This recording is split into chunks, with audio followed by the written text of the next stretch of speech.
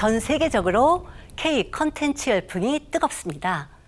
드라마, 음악, 영화 등 다방면의 K 컨텐츠를 통해 우리 문화가 주목받으면서 한국에 대한 세계인의 관심과 인식 변화를 이끌고 있는데요.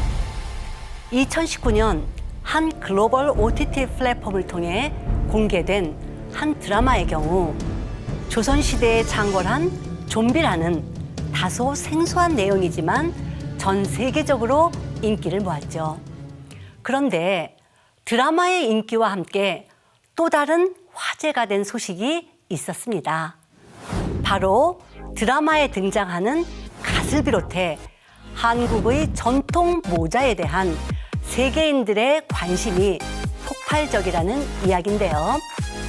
지금으로부터 약 150여 년 전에도 조선 모자에 대한 이 같은 열풍이 있었다는 사실 알고 계십니까?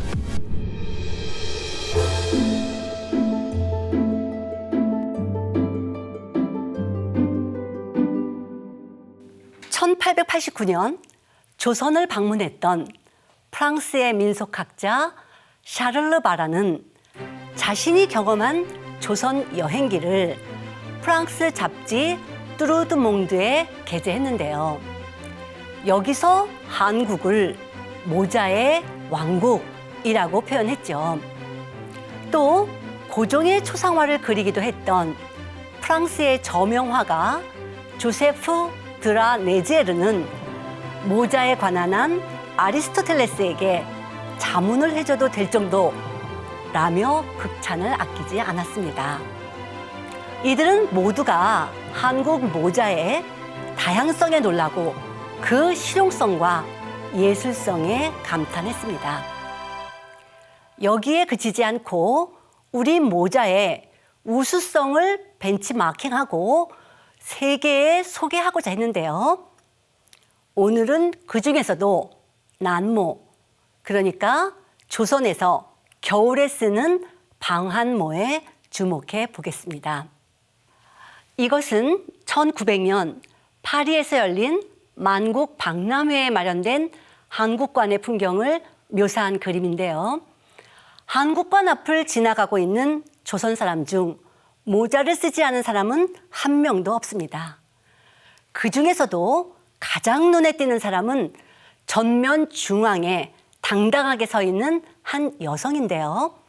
이 여성은 한쪽 다리를 앞으로 뻗고 가장자리에 모피를 두른 두루마기를 입고 있습니다. 팔에는 토시를 하고 손에는 주머니를 들었는데요. 거기에 붉은색의 아야미, 두루마기, 신발색과 조화를 이루어 마치 런웨이를 걷고 있는 패션 모델 같은 느낌을 줍니다. 아얌은 조선에서 겨울에 쓰는 방한모를 이르는 난모 중 한 종류인데요. 귀를 내놓고 이마만 덮는 형태로 크게 머리에 쓰는 모자 부분과 뒤에 늘어지는 댕기의 드림 부분으로 구성됩니다.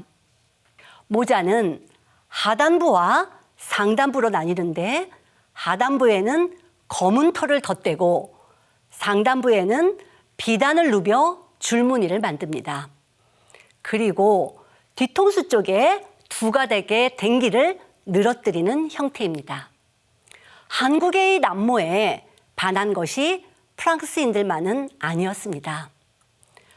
구한 말에 조선을 방문하고 고요한 아침의 나라 조선이라는 여행기를 쓴 영국인 탐험가 세비지 랜도어는 고대 로마의 조각에 나타난 아름다움을 볼 만큼 보았지만 비너스의 곡선미조차 한국 여성이 입고 있는 한복과 아얌의 아름다움을 따라가지는 못한다라고 극찬했죠.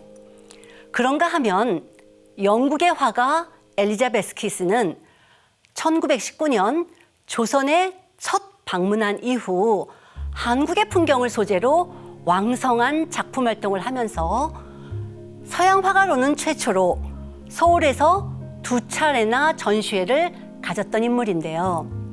그녀는 특히 한국 여성의 남바위와 풍차의 매료됐었습니다. 남바위는 이마에서부터 3단의 곡선이 마치 제비꼬리와 같은 모양입니다. 귀와 머리, 이마를 가리며 가장자리에는 털로 선을 둘러 뒷덜미를 덮습니다. 이때 가장자리에 두른 털은 돈피, 사피라고도 하는 담비의 털을 최고로 쳤는데요. 담비는 가볍고 보온력이 뛰어나 조선시대 여성들에게 가장 사랑받던 귀한 모피입니다. 남바위에 볼과 턱을 덮어주는 볼기를 붙이면 풍차가 되어 남바위에 또 다른 새로움을 더해줍니다. 서양인들이 열광한 또 다른 방한모로 조바위가 있습니다. 프랑스의 판화가 폴 자쿨레는 한국에 많은 애정을 갖고 있었던 화가로 주로 판화 기법으로 한국인들의 모습을 그렸는데요. 그의 작품에도 조바위는 어김없이 등장합니다. 조선 후기부터 서양의 목도리가 등장할 때까지 부녀자들이 흔히 사용한 방한모인 조바위는 앞 이마에서 볼을 지나 뒷목에 이르기까지 유려한 곡선으로 이루어진 모자입니다. 앞 이마와 귀, 머리 전체를 덮는 형태인데 볼 덮개는 안으로 오그라들고 쪽집 머리는 밖으로 나오도록 뒤를 살짝 팠습니다. 조바위 안으로 양볼이 오긋하게 들어가고 귀를 가려주면 바람이나 추위를 효과적으로 막을 수 있었습니다. 쪽집 머리와 완벽한 조화를 이뤄 한국인을 위한 맞춤형 모자라고도 할 수 있죠. 조선 풍물지를 쓴 영국의 외교관 윌리엄 칼스는 여성의 모자 가운데 조바위가 가장 매력적이고 한국적인 것이라고 꼽으면서 한국에서 가장 가져가고 싶은 것은 조바위라고도 했는데요. 조바위가 조선시대 여성들을 넘어 외국인들에게까지 사랑받았던 것에는 또 하나의 이유가 있습니다. 이마와 양귀를 덮는 형태의 조바위는 여성의 얼굴을 더욱 작고 입체적으로 보이게 만들어주죠. 게다가 가리마를 따라 꿰인 산호구슬이 이마로 흘러내리면 시선은 자연스럽게 여인의 이목구비에 집중하게 됩니다. 조선 여인들의 예쁜 얼굴이 돋보이는 순간이지요. 특히 조선 남모의 반전은 정수리에 있는데요. 모자라고 하면 흔히 머리를 덮는 것을 생각합니다만 조선 여성의 남모는 어느 것 하나 정수리를 덮는 것이 없습니다. 오히려 정수리를 열어놓고 그 위에 산호줄 또는 끝목을 늘어뜨리고 앞뒤에 비단수를 매달아 놓습니다. 한 발짝만 움직여도 이런 머리 장식이 움직여 더욱 풍성한 아름다움을 자아내는 것이죠.